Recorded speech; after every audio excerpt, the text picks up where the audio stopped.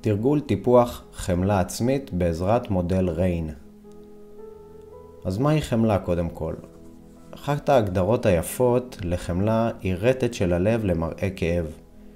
כאשר אנחנו רואים מישהו ברחוב נופל, דבר ראשון נרצה לגשת ולעזור לו. שזה תהליך מאוד טבעי. במוח שלנו ישנם חלקים שאחראים על כך שכשמישהו אחר חש כאב, אנחנו חשים את הכאב גם אצלנו. עד כאן הכל טוב, אבל יחד עם חמלה, הרבה פעמים ישנם קולות נוספים בראש. שאנחנו הורים לא מספיק טובים, שאנחנו שמנים מדי, רזים מדי, עצלנים, טיפשים וכו' וכו' וכו'. קולות של שיפוטיות, ביקורת עצמית, הלקאה עצמית וכן הלאה. אפשר לשער שחלק מגיעים מהסביבה שבה גדלנו, חלק מהחברה שבה אנחנו חיים, ומהסביבה שבה אנחנו חיים היום כאנשים בוגרים, ועם הזמן מה לעשות, הפנמנו חלק מהדברים. לפעמים אנחנו חושבים שהקולות האלה באים לשפר אותנו, אבל בדרך כלל הם לא ממש עוזרים ולפעמים אפילו מאוד מזיקים. אז מה כן עוזר? זכרו שהדבר שעליו אנחנו שמים את הפוקוס זה מה שיגדל. אז אם נשים את הפוקוס על חמלה ואהבה עצמית, טוב הלב שלנו כלפי עצמנו יגדל גם הוא. ומכאן אפשר להגדיל את החמלה כלפי עצמנו וכלפי הסובבים אותנו. חמלה היא טכניקה ואפשר ללמוד לטפח אותה.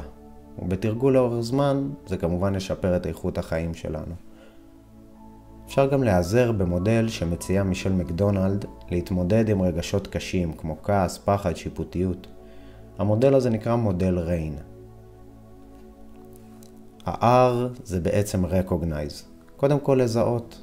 מה אני מרגיש? מה אני מרגישה? מה שלומי עכשיו? מה המזג האוויר הפנימי שלי? ה-A זה בעצם allow או acceptance. קבלה. האם אני יכולה לשהות עם מה שיש עכשיו? האם אני יכול לקבל את המצב גם אם הוא לא נעים או לא נוח או לא בדיוק מה שהייתי רוצה? האם אני מסכים או מסכימה לפגוש את מה שיש ומה שקורה כרגע כפי שהם מתרחשים? ה-I זה investigate, חקירה. מה אני מרגיש? מה אני מרגישה בגוף שלי עכשיו? איפה אני מרגישה את זה? האם התחושה קבועה או משתנה?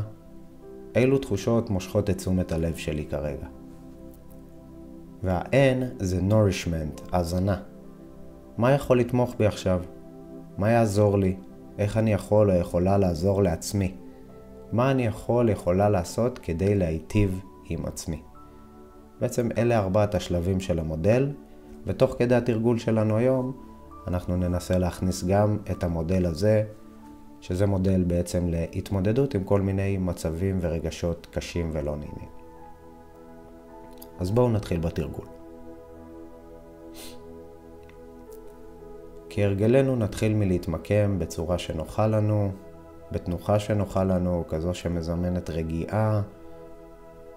נעצום את העיניים. אפשר גם לקחת כמה נשימות עמוקות שיעזרו לנו לעשות את ההפרדה בין החלק של הדיבורים לחלק של התרגול. חלק שבו אנחנו מתכנסים פנימה אל עצמנו.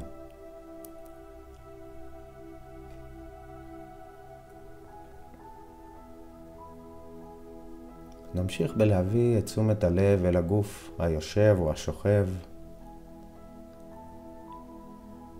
נשוטט ונסרוק את איברי הגוף השונים שלנו מכף רגל ועד ראש.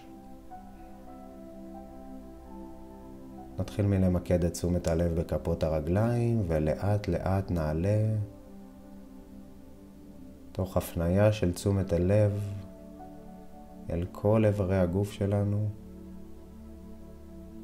עד שנגיע אל קודקוד הראש.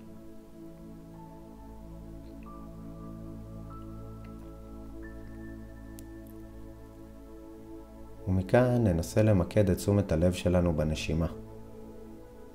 נזהה אזור שבו אנחנו ממש יכולים להרגיש את פעולת הנשימה בגוף, ולכמה רגעים ננסה להתמקד באזור הזה.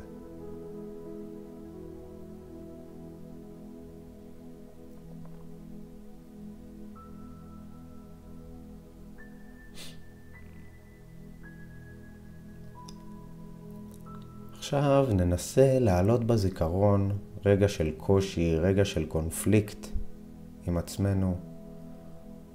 אולי רגע שקרה לנו היום או איזושהי סיטואציה חוזרת שבה אנחנו נוטים להיות קשים או ביקורתיים כלפי עצמנו. אולי שיפוטיות על האופן שבו התנהלנו ודיברנו עם אנשים סביבנו, עם אנשים שחשובים לנו. אולי הרגל מוכר של שיפוטיות עצמית על התפקוד שלנו באיזשהו אופן בחיים. נרשה לעצמנו להעלות את הסיטואציה שבה אנחנו שופטים או מבקרים את עצמנו. הרגע הזה שבו אנחנו כמו נלכדים במלכודת של השיפוטיות, של אני לא בסדר, או איזו תפוקה אני, או למה עשיתי את זה, או למה אני שוב חוזר ועושה את אותם דברים, או משפטים מהסוג הזה.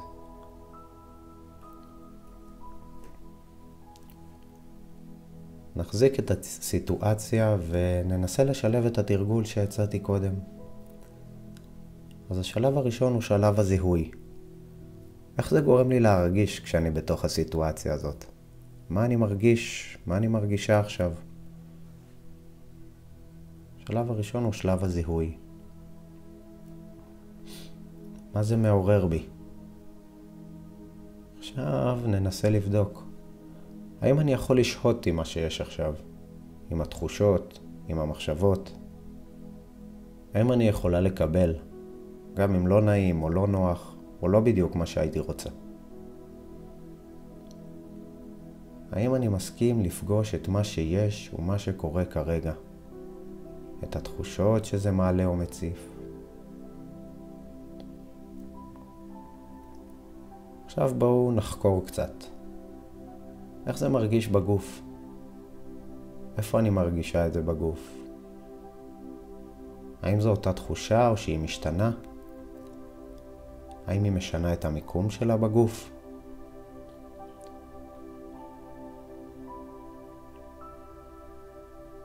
האם אני יכולה לתחום את התחושה הזאת, את הגבולות שלה בתוך הגוף שלי?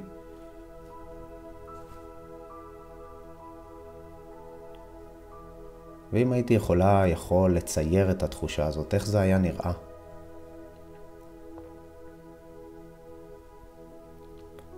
בשלב האחרון נשאל את עצמנו, מה אני יכול לעשות עכשיו כדי להזין את עצמי? לעשות לעצמי טוב. מה יעזור לי? מה ייטיב עימי? האם מילה כלשהי או מילים שאני יכולה להגיד לעצמי?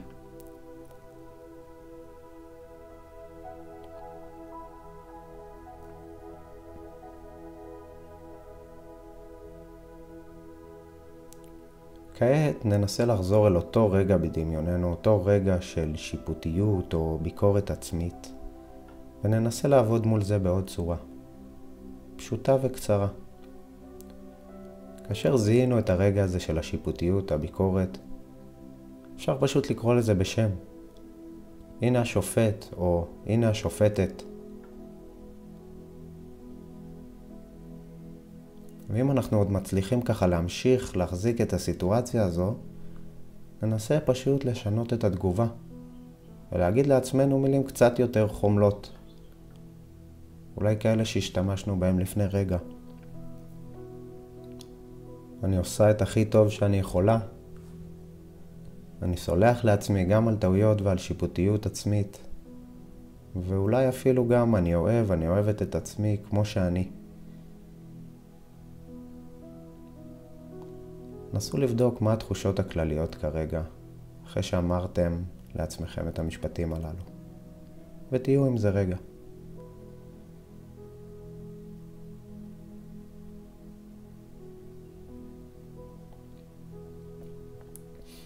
אם התודעה בורחת או מפליגה, נסו להשתמש בנשימה שלכם כדי לחזור לכאן ולעכשיו, לחזור לתרגול.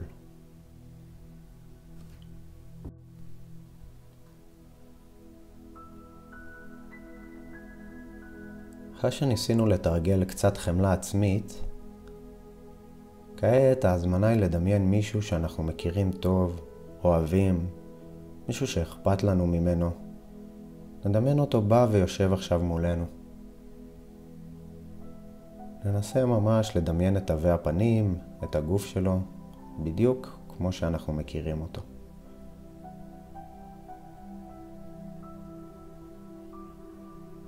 נסו עכשיו לחשוב על הקשיים והאתגרים שיש לאותו אדם בחיים.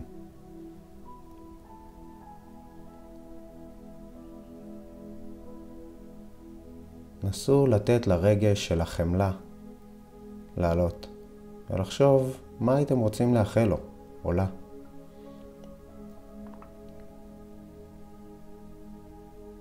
אפשר להשתמש במשפטים כמו אני מאחל לך שיהיה לך טוב, אני מקווה שתצליח להתמודד עם האתגרים שיש לך.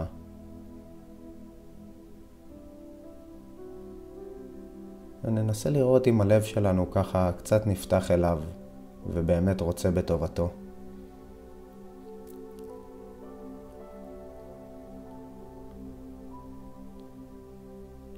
ואחרי שהחלנו לאותו אדם את הדברים האלו, אפשר להיפרד ממנו, אפשר לדמיין אותו הולך ומתרחק.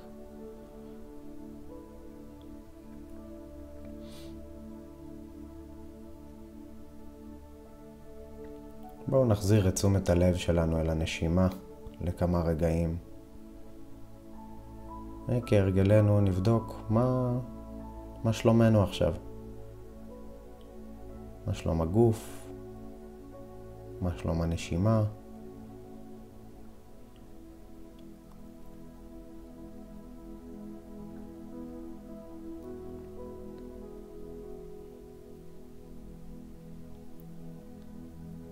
ומכאן בואו נחזור שוב על אותו תרגיל עם אדם נוסף, אם אנחנו יכולים לעלות אחד כזה.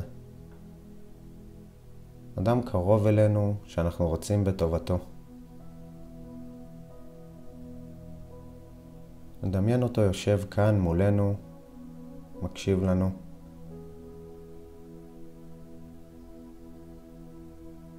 ובואו נחשוב על הדברים הטובים שיש באדם הזה. החוזקות והמעלות שלו.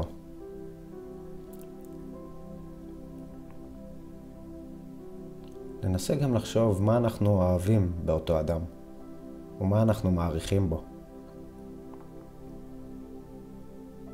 תכונות האופי החיוביות שלו.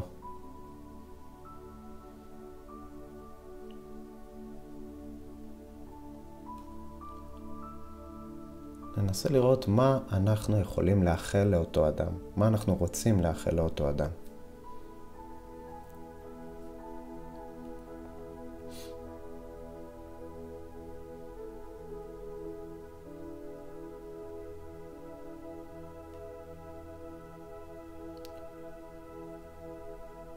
אחרי שסיימנו אפשר גם לתת לאותו אדם ללכת, לדמיין אותו הולך ומתרחק, ונחזור לנשימה שלנו.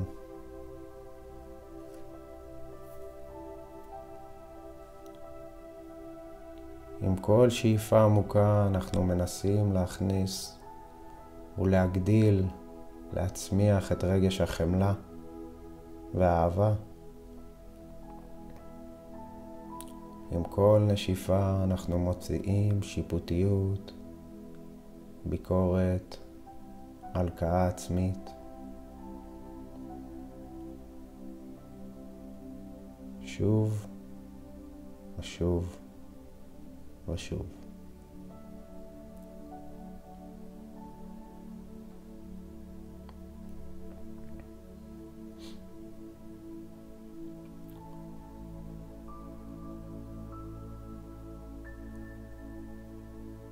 ולקראת סיום אפשר לבחור גם להגיד תודה.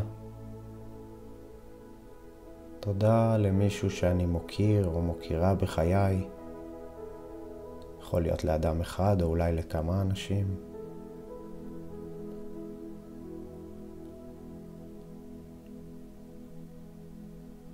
תודה לעצמי שאני מאפשרת לעצמי לנסות להיות אדם טוב יותר, קודם כל כלפי עצמי. וגם כלפי הסביבה שלי.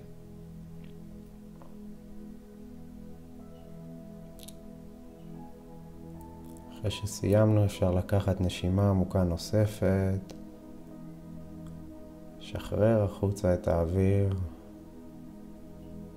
ולאט לאט לפקוח את העיניים.